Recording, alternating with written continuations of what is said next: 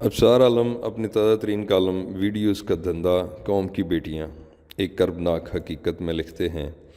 Extension لینے کے فوراً بعد جنرل باجوہ نے 2020 کے شروع میں چند اینکرز کو بلا کر بتایا کہ ایک ملاقات کے دوران میں نے چیف جسٹس ثاقب نثار کو ایک ویڈیو دکھائی جس میں ایک خاتون ایک سفارتکار سے ایسی غیر اخلاقی حرکات کر رہی تھی جو عام حالات میں ناقابل دید اور ناقابل داد ہے۔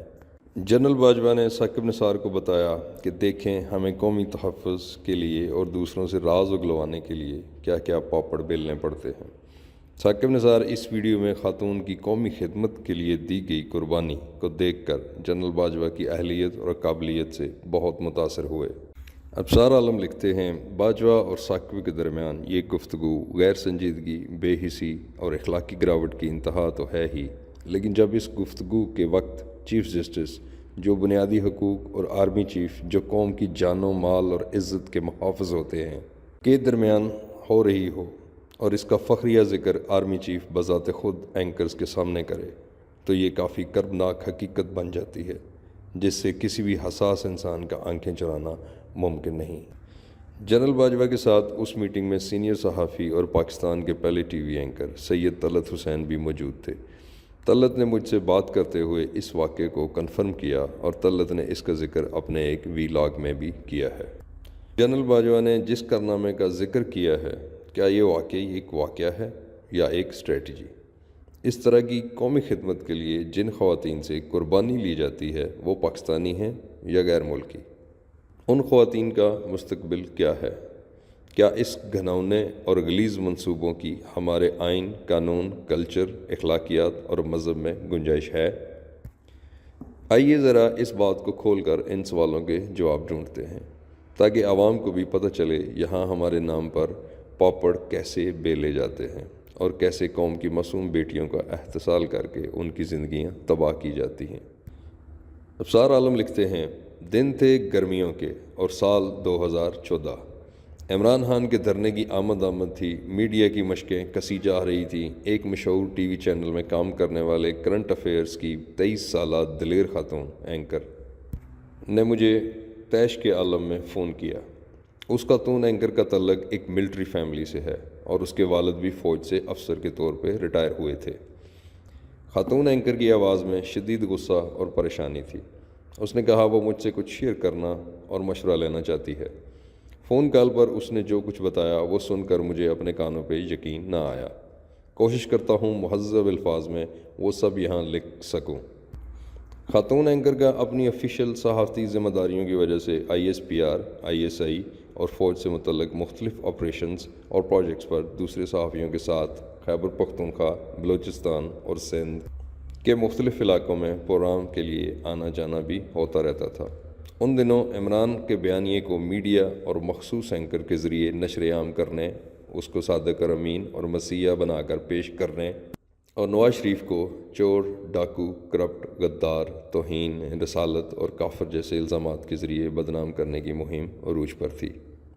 پروجیکٹ عمران کے ڈائریکٹرز اور پروڈیوسرز نے محسوس کیا کہ پاکستان کے ایک بڑے ٹی وی چینل میں کام کرنے والا ایک مرد اینکر اور کالم نویس ڈکٹیٹ کی گئی لائن سے ہٹ کر عمران خان کی طرز سیاست اور PTI خیبر پختونخوا حکومت کی کارکردگی پر مثبت رپورٹنگ کی بجائے منفی تنقید کر رہا ہے۔ ساتھ ساتھ وہ عمران خان کے خفیہ پشت پناہوں پر بھی تیر برسا دیتا تھا۔ ابصار عالم آگے لکھتے ہیں، اس کی تنقید کرنے والے مرد اینکر اور کالم نویس کو لائن پر لانے کا پلان فائنل ہوا اور ISI کے ایک افسر کو جس کا کوڈ نام آئین سے شروع ہوتا تھا یہ اہم ٹاسک دے دیا گیا۔ خاتون اینکر کو کرنل آئین نے ایک دن کہا، آپ جتنی قابل ہیں آپ اس ملک کے لیے اثاثہ ثابت ہو سکتی ہیں، اس لیے میں نے آپ کو آفیشلی اپروچ کیا ہے کہ آپ اپنے صحافیانہ کام کے ساتھ ساتھ ہمارے لیے بھی کام کریں۔ آپ کے لیے یہ ایک انتہائی بہترین موقع ہے کہ قومی خدمت کر کے اپنی صلاحیتیں منوائیں، تو آپ نہ صرف ترقی کی مزید سیڑھیاں چڑھیں گی بلکہ پیسہ ساون بھادوں کی برسات کی طرح برسے گا۔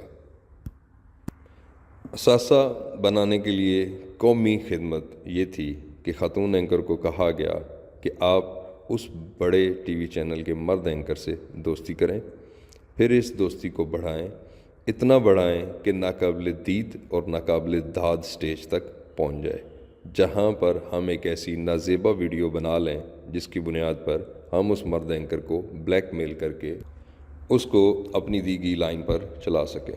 گارنٹی دی گئی کہ اس ویڈیو میں آپ کا چہرہ بالکل بھی ظاہر نہیں ہوگا اور نہ ہی کسی کو پتہ چلے گا کہ یہ آپ ہیں۔ خاتون اینکر نے کہا، کرنل آئین نے مجھے یہ بات اتنے کانفیڈنس اور بزنس لائک کہی کہ جیسے یہ کوئی بڑی بات ہے ہی نہیں۔ خاتون اینکر نے کہا، میں نے انکار کر دیا، مجھے شدید صدمہ اور غصہ ہے اور میں نے اسے بہت سخت باتیں کہی ہیں۔ میں نے کہا، آپ نے بالکل ٹھیک کیا، آپ پریشان نہ ہوں، اللہ مدد کرے گا۔ کچھ دنوں بعد اس آفیسر نے، جو کہ اب ریٹائر ہو چکا ہے، اس خاتون اینکر کو انتہائی ڈٹھائی سے یہی آفیشیل آفر دوبارہ کی اور بحث کے دوران کہا کہ آپ کس مذہب اور اخلاقیات کی بات کر رہی ہیں؟ یہ کام تو سعودی عرب کی ایجنسیاں بھی ایسے ہی کرواتی ہیں، اس لیے آپ مزید سوچ لیں۔ موقع بہت اچھا ہے، اگر آپ نے ضائع کر دیا تو آپ کے لیے فیلڈ میں مشکلات بڑھ جائیں گی۔ خاتون اینکر نے پھر انکار کر دیا اور ساتھ ہی اس مرد اینکر کو بھی بتا دیا کہ آپ کے خلاف یہ پلان بن رہا ہے اور مجھے اس کام کے لیے آفر کی گئی ہے۔ کرنل آئین کی آفر دوبارہ ریجیکٹ کرنے کے کچھ دنوں بعد عمران خان سے انٹرویو کے دوران اپنی صحافیانہ جبلت کے ہاتھوں مجبور اس خاتون اینکر نے کچھ ایسے سوالات پوچھ لیے جنہوں نے ثاقب نثار کے صادق اور امین کا موڈ خراب کر دیا اور اگلے ہی دن اس خاتون اینکر کو ٹی وی چینل سے نکال دیا گیا۔ وہ خاتون اینکر بطول راجپوت ہے۔ بطول راجپوت نے کہا کہ اگر آپ میرا نام ظاہر کرنا چاہتے ہیں تو یہ فیصلہ آپ کا ہے، مجھے آپ کے فیصلے پر اعتراض نہیں ہوگا، اس لیے میں نام اس کی رضامندی سے ظاہر کر رہا ہوں، کیونکہ وہ چاہتی ہیں کہ صحافت میں کام کرنے والی اور نئی آنے والی لڑکیوں کو یہ پیغام ملے اور حوصلہ ملے کہ اگر آپ کی صحیح راستے پر چلنے کی نیت ہے تو کبھی کمزوری نہ دکھائیں، اپنے اصولوں پر ڈٹے رہیں، اللہ پر بھروسہ رکھیں، وہ آپ کی مدد کرے گا اور مشکلات سے نکال دے گا۔ بطول راجپوت کہتی ہیں کہ وہ خود اپنے بارے میں یہ بات کسی کو نہیں بتانا چاہتی کیونکہ وہ سستی شہرت نہیں چاہتی۔ مرد اینکر کا نام اس لیے ظاہر نہیں کیا کہ میرے پاس اس کی اجازت نہیں ہے۔ ابصار عالم مزید لکھتے ہیں، اسلام آباد کے F6 سیکٹر کی گلی نمبر 16 میں جہانگیر ترین کے گھر کے بالکل ساتھ ایک 4 کنال کا سرکار کے ادارے کا گھر ہے۔ اس گھر کے اوپر والے فلور پر ISI اسلام آباد ڈائریکٹریٹ کا ایک سابق انچارج کرنل اپنی پرائیویٹ پراپرٹی آفس بھی چلاتا رہا ہے۔ اس گھر کے گراؤنڈ فلور پر ایک سویلین مکروہ جرائم پیشہ شخص ایجنسیوں کی مدد سے پچھلے 20 سال سے چھوٹے شہروں اور قصبوں سے تعلیم کی غرض سے اسلام آباد آنے والی معصوم کم عمر لڑکیوں کو پھانسنے اور پھر بلیک میل کر کے دھمکیاں دے کر ان سے ناقابل دید اور ناقابل داد کاموں کا دھندا چلاتا رہا۔ ISI اور ISPR کے سینئر افسران اکثر اوقات وہاں پائے جاتے تھے۔ وہ مکروہ شخص لڑکیوں کو نوکری یا یوٹیوب چینل پر پروگرام دینے کے بہانے پھنساتا، سینئر فوجی افسران کا نام اور شکل استعمال کر کے ان لڑکیوں کو خوفزدہ کرتا، پہلے سگریٹ، چرس اور شراب کے نشے پہ لگاتا، پھر ان کی مختلف مردوں کے ساتھ نتھی کر کے دوستی پر مجبور کیا جاتا۔ معصوم لڑکیوں کو پھانسنے، نشے پر لگانے اور مکروہ کاموں پر مجبور کرنے کے لیے ربوہ کے منظور شدہ قرآن اور ترجمے کو تروڑ مروڑ کر اپنے مقاصد کے لیے استعمال کرتا، کیونکہ سب کو پتہ نہیں ہوتا کہ اس کا اصل مذہب کیا ہے۔ پھر ان لڑکیوں کی نشے کی حالت میں ناقابل دید اور ناقابل داد تصاویر اور خفیہ ویڈیوز بناتا، تصویری بلیک میلنگ کے ذریعے لڑکیوں کو مختلف لوگوں کے ساتھ دوستی لگانے اور غیر اخلاقی کام کرنے پر مجبور کیا جاتا، اور پھر ان افراد کو بلیک میل کرنے کے لیے غیر اخلاقی تصاویر اور ویڈیوز بنائی جاتی۔ اس شخص کو ایک فون سم بھی دی گئی جس کا نمبر ظاہر نہیں ہوتا، جس سے کال کر کے وہ اس کالے دھندے اور بغیرتی کے کام کی مزاحمت کرنے والی لڑکیوں کو بلیک میل کرتا کہ اس نمبر کے ذریعے اپنی شناخت چھپا کر ان کے گھر والوں کو تمام تصویریں، ویڈیوز اور تفصیلات بھجوا دے گا۔ معصوم لڑکیاں جو اپنے مڈل کلاس گھروں سے دور سہانے مستقبل کے سپنے لے کر اسلامی جمہوریہ پاکستان کے دارالخلافہ اسلام آباد پڑھنے آتی ہیں، ان میں سے چند ایسی بلیک میلنگ کا مقابلہ نہیں کر پاتی اور مجبور ہو جاتی ہیں۔ وہ اس بری طرح اس غلیظ اور مکروہ جال میں پھنستی ہیں کہ پھر کبھی نکل نہیں سکتی اور نہ ہی اپنے ماں باپ، گھر والوں یا قانون سے کچھ مدد لے سکتی ہیں۔